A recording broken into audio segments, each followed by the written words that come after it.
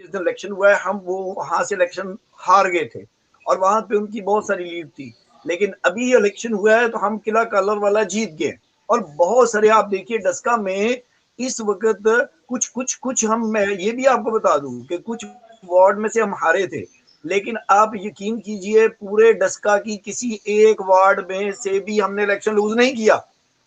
पूरे डस्का की वार्ड है, 30 वार्ड से हमने इलेक्शन विन किया है। तो लोग जो है अब सोचने पर मजबूर हो गए हैं कि ये वाकई अरशद साहब जो कह रहे हैं कि ये नौसरबाज हैं, फ्राडिये हैं और ये लोगों को बेवकूफ बनाया है। इसके ऊपर नौजवानों पर भी इसका गलत असर पड़ा है, उनकी लैंग्वेज खराब हो गई है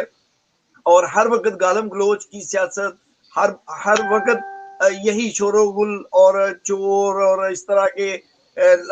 इल्जामात। और देखिए जो निकल रहा है पटारी में से वो क्या है, जो जो पटारी में से निकल रहा है वो इनके स्कैंडल्स निकल रहे हैं, इनकी चोरियां निकल रही हैं, इनके डाके निकल रहे हैं।